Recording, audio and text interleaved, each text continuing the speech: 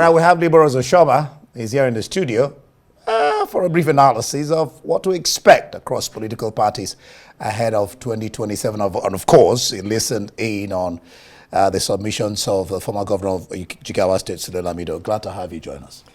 Thank you, ND, and I must commend your interview. I like the first and the last question because the distinguished former House of Rep member and former governor contradicted himself with the first and the last question. So that's just laughing. And, you know, these are people we grew up watching, 1979, you know, these are names. And then, like he said, you look back today, you tell yourself, these people at young age, 20-something, they were already occupying position of leadership. And 40-something years down the line, you're still hearing their names, forming alliance and coalition, still wanting to give you leadership. When will it be the turn of the young people?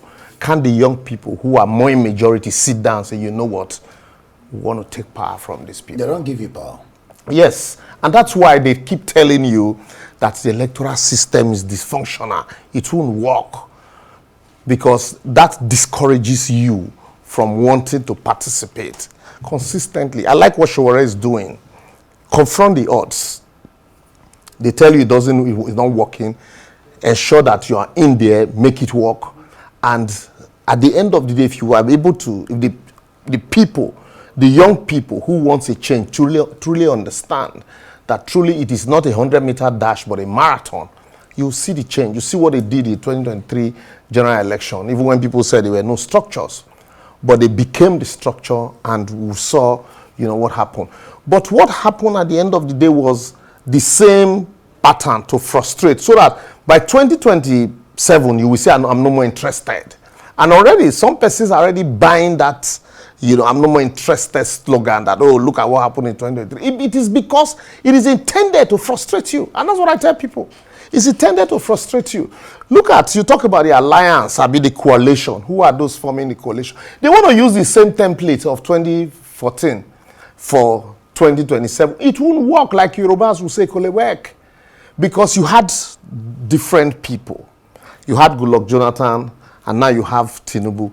The Tinubus were the people that used that template. The template they used against Jonathan, you want to use it against them and you think it will work.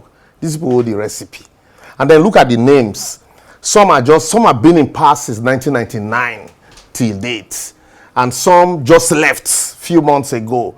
And you think Nigerians, the APC, will not dangle that before Nigerians and say, no, these people, they begin to point out their sins one after the other. And you know the good thing about this country? Those in opposition see the solutions. The opposition see the solution to all our problems. But the moment they get into office, they regurgitate the problem.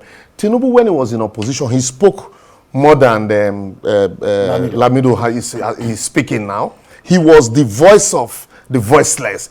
Alhaji Lai Mohammed issued press releases 30 sometimes in a day.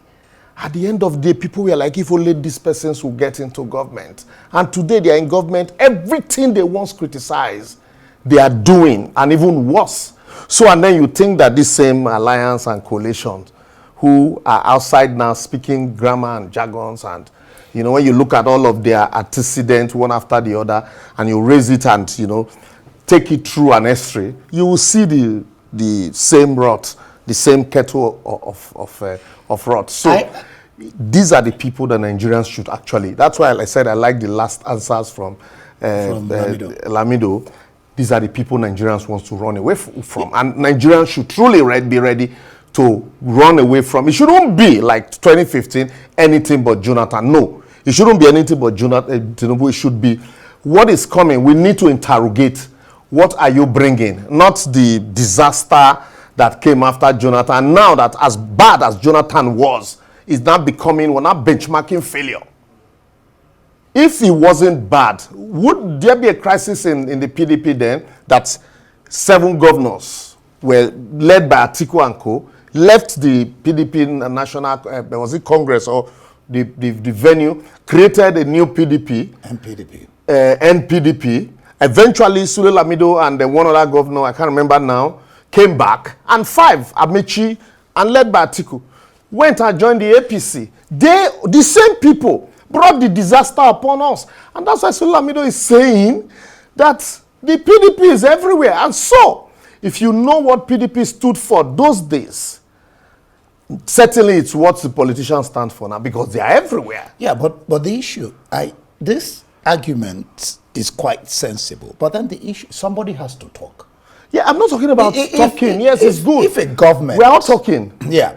If a government, any for that matter, is not doing what it promised the people to do, is not performing creditably well, I'm talking about any government, not particularly the present government, any government, somebody has to be out there talking. So what some people, the discussion is that it's not a question of perseverance and going to vote is good. But some people believe that the electoral system is not transparent enough. Andy, let me start from talking. You see, yes, when the system is bad, everybody should, be a voice to condemn what is bad. But at the same time, in condemning it, we shouldn't make the same mistake that the civil society made during the military. The civil society all came out, fought the military, stood in the gap, and said, no, this must stop. But when it was that time for election, they took the back seats and allowed the traditional politicians, some who ran away, and some who created the problems that brought in the military in the first place, to come back. And that's what took the country to where it is today. So if we are all talking, we are all condemning, we should also not close our eyes to the fact that there are some people whose antecedents will not lead us to a new Nigeria. So we should be able to point out, yes, you are talking with us, we all agree there's a problem, but mind you, when you were there, this is what you did. You didn't do anything different. When you were there also, you were part of this rot. And so, if it's good for you to join us, support us, but let us, filter those people with bad records and create new opportunities. How do we do that? That's what I'm telling you. That's where I'm going to. You talked about the Electoral Act. While you're fighting for Electoral Act amendment, you know fully well that the people there now will never do it. They won't give you a book or a document that will empower you to remove them from office. So as defective as it is, we only fixate our eyes on the presidency. Local government election is happening soon in Lagos. How prepared are we? That's the government that is closest to the people. The House of Assembly election. Today in Nigeria, the House of Assembly is almost an appendage of the governor's office. The House of Rep elections, the Senate election, how prepared are we? How much of participants are we in these processes? These are people who eventually will make laws for you. So if you leave it to whoever, Baba Sokpe, they said I should come and go, and Baba has said, this is your turn, and they know that anybody they bring, because you're not going to participate, they can manipulate that person there, certainly you're not going to have a new law. But if you insist that from the beginning all to the top, that the people, the way they came out to say Peter Obi or some Tinubu, some Atiku, that same way, let us use the same energy to participate in the local government election, to participate in the House of Assembly election, to participate in the House of Rep and Senate election. Certainly, we will have people who will make a difference. So what you're saying is that, are you then saying we should neglect working out a credible, workable electoral system? Hold on. Okay. That is the people that can change the system by their attitude and perseverance. Certainly, because the law does not make itself. Let me even tell you, as bad and defective as Nigeria is, there are still some very good laws. But you have people, incompetent people in position of authority who don't even want to use the law. At the end of the day, we are blaming the law. So, if you like, sit down and think that some persons there who got there through the back door are going to change the law. No, they won't change it. So what you need to do, you try that first option and you find out that they couldn't do it. Okay, what is the next option? The next option is for us to ensure that every office should count irrespective of how small, how minute that office, it should count. Those are the people that will eventually get there and make laws. And so by the time you have one here, 2 there, 3 there, 5 there, they are the ones that will make 10. And not people who will just come and say, we've created a new party. Oh, this man is in this party, we know him to be good. And everybody that goes with him, blindly you vote him. And then he gets to the National Assembly, the first thing he does is to accept a new car.